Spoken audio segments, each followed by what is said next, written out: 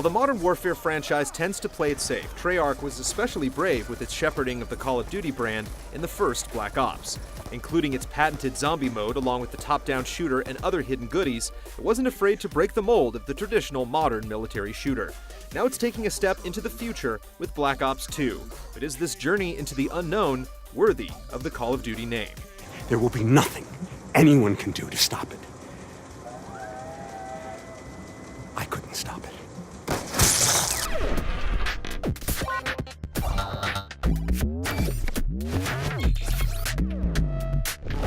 See that handsome bastard? That's me. The story behind Black Ops 2 is all about the power of revenge. Raul Menendez had a couple bad run-ins with Alex Mason and Frank Woods back in the 80s, and his thirst for retribution has turned him into the world's most dangerous man. Jump ahead to 2025, and Mason's son David visits Woods in a nursing home to try and piece together clues that will lead to the villain. He's trying to unleash a cyber weapon that will bring the world's technology infrastructure to its knees, and wants to utilize the US's unmanned drone force to make it happen. The time-jumping prose is full of twists and betrayal that are only bolstered by the game's branching story paths. The politicians, they want you to think this is about ideology. It's a lot of horse shit. At certain points, you're asked to make some tough decisions, and these choices have huge consequences. Characters live or die, and other countries decide whether to lend a hand. Each decision comes with heavy ramifications that you will only realize later, and this unpredictability combined with an already arresting base story will keep you guessing until the end. There are many different endings, and you'll have to play it multiple times to see every possible story arc and conclusion. From this point on, today never happened.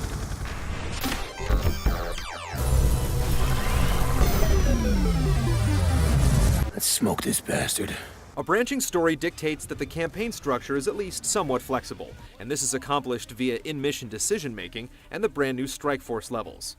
At certain points, you're given a choice of which direction to go, and each path leads to a completely different scenario. The paths ultimately reconnect, but it adds some latitude and replayability. It's all good.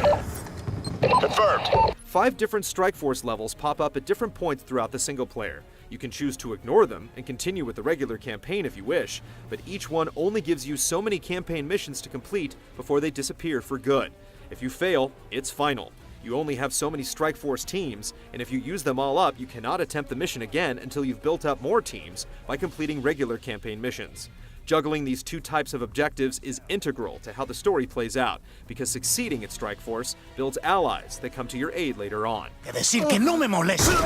When you're not playing Strike Force or traipsing down alternate paths, the level design stays true to the Black Ops formula. Tightly controlled corridor sections give way to massive open battlefields that give you some room to maneuver.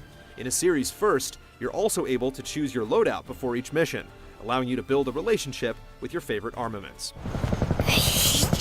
Multiplayer is obviously what gives the Call of Duty franchise legs, and its design has undergone just as many changes as the campaign in Black Ops 2. The most obvious overhaul has come to create a class. Essentially, the entire system has been blown up in favor of what's called Pick 10. Hostiles have captured the hard point. You're no longer required to make one choice from each loadout category. You can stock up on perks and eliminate the sidearm altogether. You can build a massive arsenal and skimp on the perks. It's completely up to you. Everything comes with a point cost, and when you hit 10 points, you're done. Adding to the flexibility is the wild card, which allows you to choose multiple perks from the same grouping, install 3 attachments on a single gun, or carry multiple grenades and equipment. We've yet to find an overpowered loadout, and it's liberating to be able to build whatever kind of soldier you want. You're rewarded with points for just about everything you do, and they supply the currency for the new score streaks. Whether you're defending a point, grabbing the flag, or just dropping an enemy, your score will build, with each reward requiring a specific total.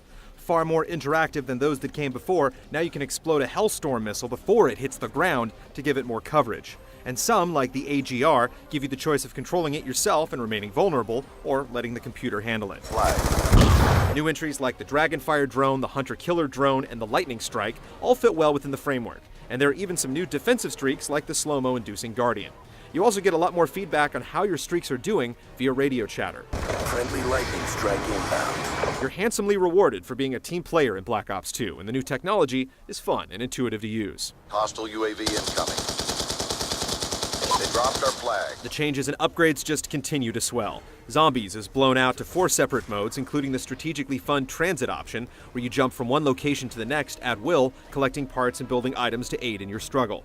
Some semblance of a story would help here, but alternates like the team-based grief selection provide a different take at least.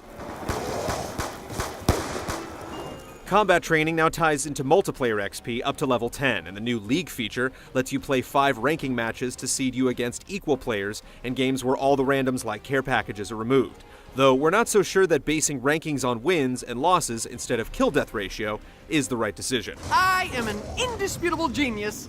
Then there's the codcasting feature to broadcast live matches, the entirety of Elite going free, and a buffed theater mode. Prestige has even been reworked to make it more enticing. If we have one criticism of the design, it's that new multiplayer modes are rare. Save for multi-team deathmatch and a King of the Hill variant with roaming territories called Hardpoint, you get the usual suspects.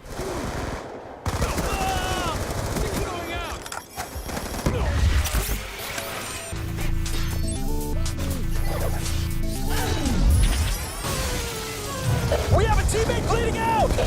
We have a teammate bleeding out! Black Ops 2's campaign really stretches the limits of the first-person shooter label. Sure, there's plenty of combat, but you spend almost as much time doing other things. And while riding horses is a nice novelty, the game uses these new gameplay elements in clever, relevant ways. You simply never know what you're going to be doing next, yet it never leans on cliches like long turret shootouts. Quick-time events are extremely rare, but when they appear, they make sense within the context of what you're being asked to do. So far, so good. The game truly runs the gamut and tends to give you just the right amount of control to keep it from seeming frivolous or frustrating. Whether you're flying a hover jet through downtown Los Angeles, careening toward the ground in a jet suit, taking control of future tech like drones and walkers, or trying to survive as a flood ravages the battleground, almost all of it is exhilarating and interesting. Oh, shit. That was a close one, huh? The gunplay settles into more of a groove, but it's made fresh by the future technology. The generous auto-aim returns, along with the alternate fire modes for many weapons. Just fiddling around with some of the wishful thinking can be fun, and there are parts of the game that give off a heavy Perfect Dark vibe. Even the sections taking place in the 80s give you some fun toys to tinker with. You'll still find yourself working through the obligatory sniping, stealth, and escort missions, but they almost always have a twist. Hold. Take cover behind that log. The Strike Force missions feature their own discrete gameplay style. The tutorial throws a little too much at you before tossing you to the wolves. You can jump from General's view down to control any soldier, turret, or drone in the blink of an eye, but the selection interface is a little touchy. The computer AI leaves something to be desired, so you're gonna have to get your hands dirty if you want to complete them. Despite these quirks, we found ourselves wanting to play them over again just to perfect our strategies. And like the rest of the campaign, it does a great job of preparing you for multiplayer shenanigans. Confirmed, fresh troops on deck. Engaging enemy quads. When you do suit up for online play, be prepared. With tons of sight lines, the 14 maps provide few places to hide. Generally, if you stop, you die.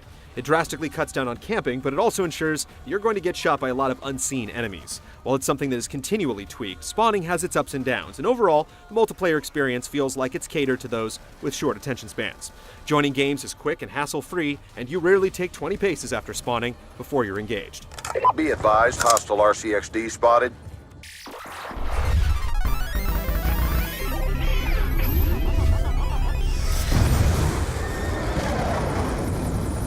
This might be tougher than we thought. If you look very closely, you can see some minute technical tiptoes forward, but the graphics engine is definitely beginning to look a little ragged. Textures can appear blurry, shadows are still a sore spot, and while their facial animation manages to convey a lot, humans are still not its strong suit. Yet it rarely uses pre-rendered cinemas as a crutch, despite the tremendous set pieces that unfold one after another. It pays off in small touches like characters being permanently altered depending on your performance in key scenarios. It's just another way the game ditches its rigid structure of the past for more malleability. The paint may be drying out, but it's hard to fault the artist. Roger that, Salazar! Trent Reznor from Nine Inch Nails has composed a few songs for the soundtrack, but the majority of the music infuses the typical military fare with some synths to give it a futuristic bent. The sound design is tight and punchy with special commendation for the near-future weapons, and the voice actors deliver strong performances all around. Section, you seen this? Yeah. Be ready to move on my kill. An EMP grenade will fry their cloaking systems.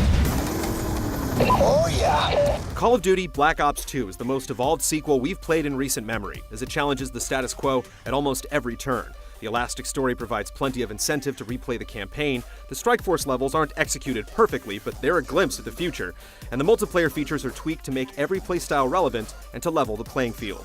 It does so many new things so very well, making it the most groundbreaking Call of Duty since the first Modern Warfare. Shooters simply don't get much more deep, varied, surprising, or rewarding than this. Safety's on, dipshit.